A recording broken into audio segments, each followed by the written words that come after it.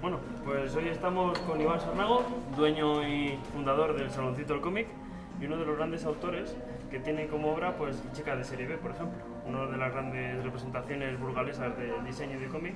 Y me gustaría un poco conocer tus inicios y cómo desarrollaste esa iniciativa por mostrarte en el mundo del arte y sobre todo en concreto en el cómic. ¿Cómo lo ligaste o cómo decidiste expresarte ahí y no, por ejemplo, en el óleo o en la pintura? Que sabemos que también te gusta, pero concretamente, ¿por qué contar historias de esa manera abstracta en cuanto a que tienes que desarrollar un estilo propio identificativo para...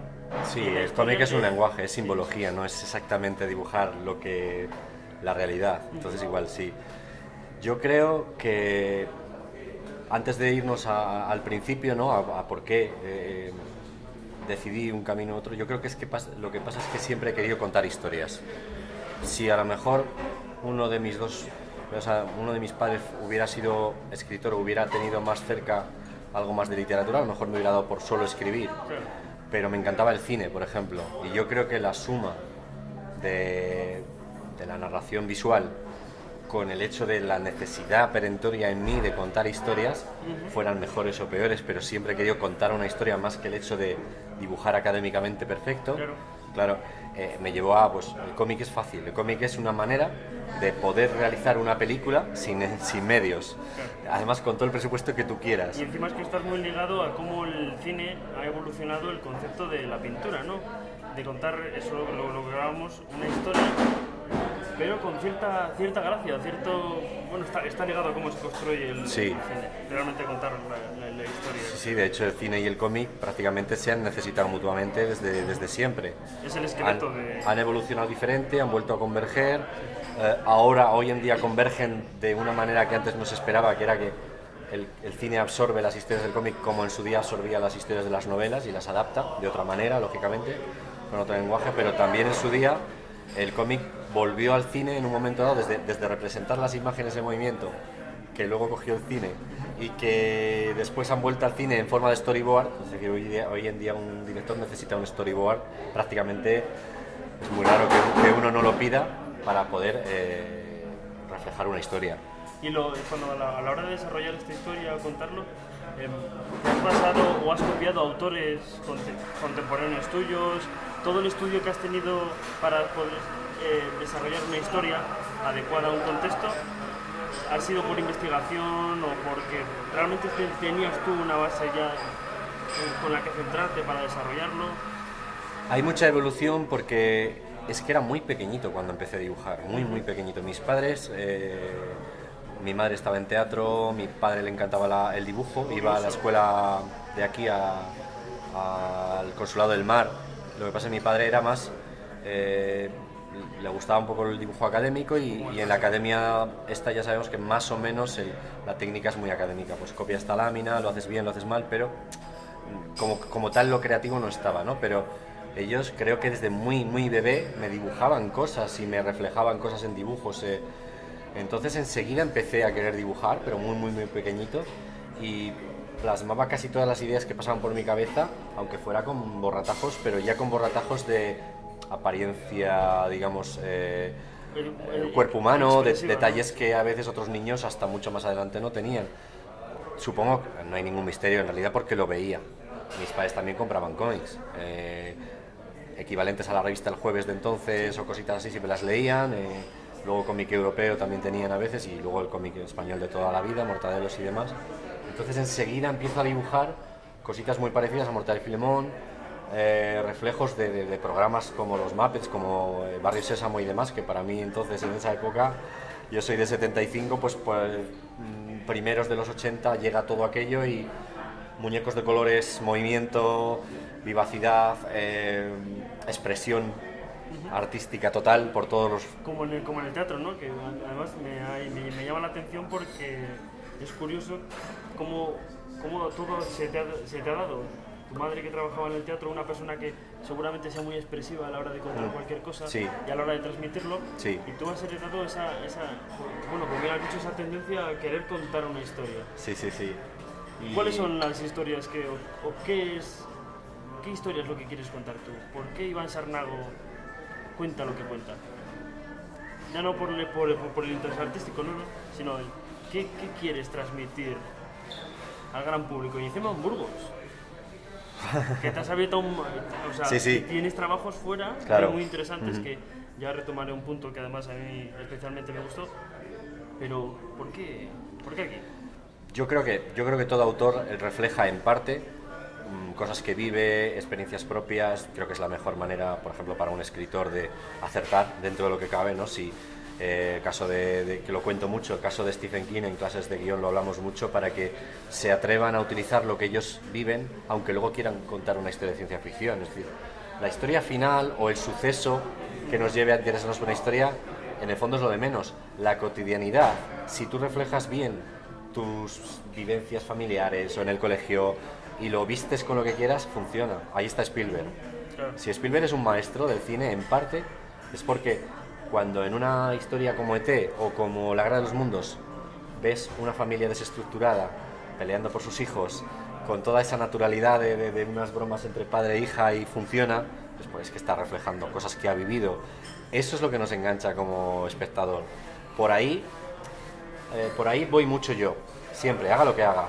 En el fondo reflejo mucho de lo vivido o de lo aprendido, y también de lo que otros creadores te dan, ¿no? O sea, en mí hay mucho de Marvel, pero no hay una cosa en concreto, no hay un estilo de dibujo que recuerde al de Marvel. Hay un estilo de dibujo que puede recordar a Han de Super López, a Mortadelo y Filemón, a Marvel, al europeo, como desde Richard Corben, que hacía Den en los años 70, que era una historia súper loca de un tío que iba totalmente en pelotas por el mundo. Es decir, la idea sexualizada que tenemos de algunas historias, que había siempre la chica medio desnuda y tal igual, este tío hacía una historia casi opuesta, ¿no? Dentro de lo que cabe.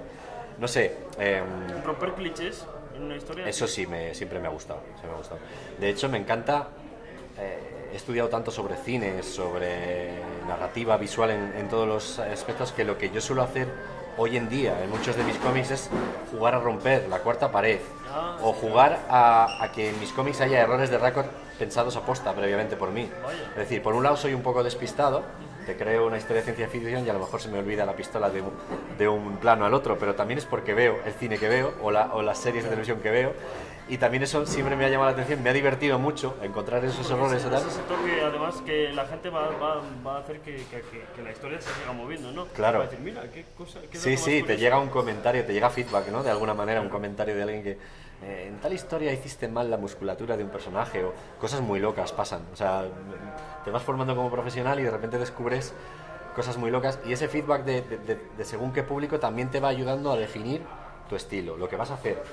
Sobre todo, he hablado de narrativa, de lo que vas a contar, de la historia, de irte a una ciencia ficción loquísima con bajo presupuesto, aunque tú dibujando podrías hacer el mejor escenario del mundo, ¿no? Pero yo juego con esas series de televisión que vi de chaval, con esa Star Wars original, que no era más que serie B barata, con 4 máscaras y mucho desparpajo a la hora de crear los personajes. Ahí es donde sí que había un trabajo muy fuerte, ¿no? En cómo cuentas la personalidad de un personaje, cómo la basas en alguien que existe de verdad, por ejemplo.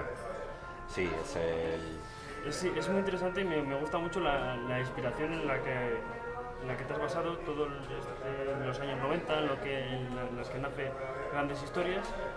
Pero al punto de inflexión donde tú realmente te dedicas profesionalmente al mundo del cómic, ¿cuándo nace? ¿Dónde? Diría que hay dos. Yo estudio en Barcelona, de dibujar casi a un estilo típico español, por ejemplo, de humor y tal, evoluciona hacia una mezcla con un poquito de manga, con un poquito de americano, mejorando anatomía, pero enriqueciendo a la vez el humor en algunos aspectos de lo que cuento, ¿no? Aprendiendo a cómo contar, cómo manejar los tempos para un gag, por ejemplo, que es algo bastante complejo. Y entonces hay una primera evolución, y de repente todos los trabajos que me llegan empiezan a ser de tira cómica, que es uno de las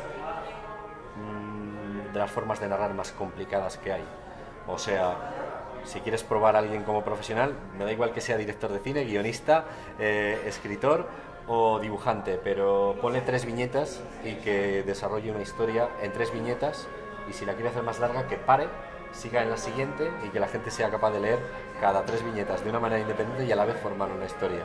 Es lo más complejo que hay. Pues casualidades de la vida, empiezo a trabajar profesionalmente muy adolescente con pequeñas publicaciones de aquí de Burgos, Monográfico, por ejemplo. Me publican un par de tiras, después al final Monográfico evoluciona a comprar los fotolitos de revistas en las que ya se han publicado antes los autores, porque sale más barato.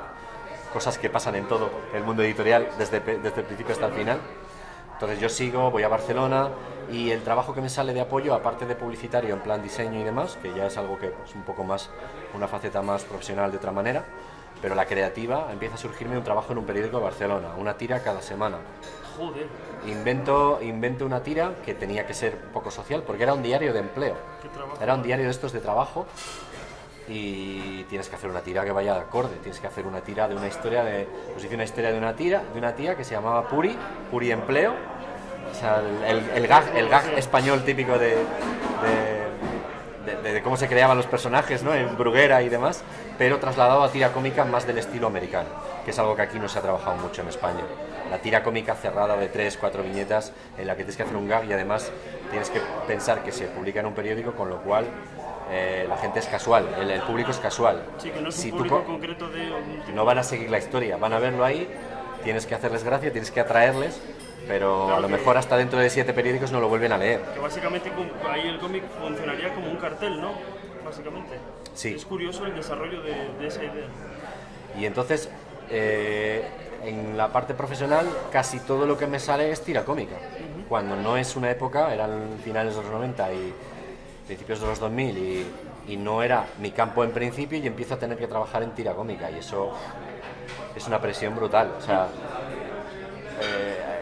me vuelvo un poquito años después, cuando hacía Chica de Serie B, hacía 5 o 6 tiras en una libreta cada mañana y de esas dibujaba una y dejaba las demás, la idea guardada. Y a veces hasta volví a hacer 5 o 6 a boli, pero en la época en la que empiezo a trabajar en Barcelona en tira cómica, solo se publicaba una cada viernes en un periódico y el resto de la semana era volverme loco sin saber qué hacer, pensando, haciendo ideas que no iban a ningún lado, En ese y el momento- último día conseguir crear la idea y decir, "Buah, ahora sí, pum, dibujarla, entintarla, acabarla y entregarla". Siempre era así, una angustia vital eso es lo que te brutal quería de una preguntar. semana, cuando luego años después era como nada, o sea... Es curioso que en momentos de estrés surge la idea, da igual que la puedes estar buscando durante varias horas, como loco, investigando, porque una idea no nace de la nada. No, Y en momentos de estrés, cuando menos lo esperas, ¡pum!, tienes el golpe de iluminación. siempre ¿Te ha comentamos pasado? un poco entre nosotros, profesionales y tal, que a veces da igual que tengas 3 meses para hacer un trabajo. Es la última noche cuando sale la idea correcta y te puedes comer la cabeza y puedes ser lo más profesional del mundo. Hombre, lógicamente pasan los años y te vuelves de verdad profesional y haces las cosas más mecánicas. Tienes resortes, clichés, ideas ya preconcebidas con las que sabes cómo hacer un gag, por ejemplo, y entregar todos los días un chiste, porque si no te volverías loco. Pero aún así la parte creativa más bruta surge con la presión, muchísimo. Y a nivel ya personal, ¿cómo evolucionaste o cómo creaste el estilo de dibujo? Yo creo que es una cosa necesaria, verdadera, de analizar, porque todos nosotros que estamos detrás tuyo persiguiendo un poco, más o menos, la carrera que has tenido, y me llama no es que me llame la atención, sino el hecho de que tú has tenido un estudio amplio de anatomía, supongo, para desarrollar un estilo propio de dibujo. Es decir, has tenido que tener el principio de la carrera de dibujo clásica, de análisis de lo natural, anatómico, de estructuras, incluso modelado, supongo que habrás tocado alguna vez, Sí. alguna vez lo hemos hablado, Sí, que sí, sí. me gustaría retomarlo, y eso juega un papel importante para desarrollar un estilo.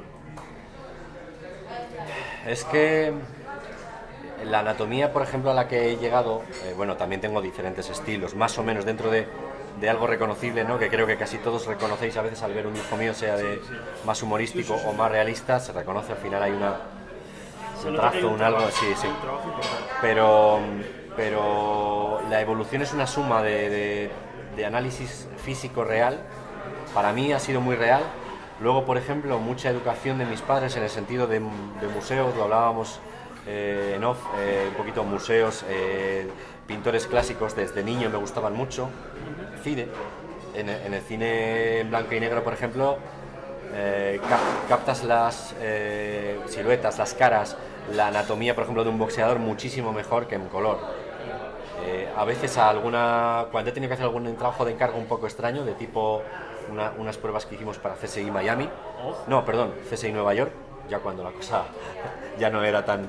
Pero sí, y bueno, o sea, todos hacemos trabajos para afuera, no salen muchas veces, pero uno de esos trabajos requería, que es muy complicado, que en teoría vas a acabar haciendo un cómic mensual de unos personajes que son actores, y yo no quería caer en ese cómic tan feísta que hay a veces que utiliza los propios fotogramas, luego cuando no son fotogramas se nota la diferencia del estilo del dibujante con la foto que ha utilizado.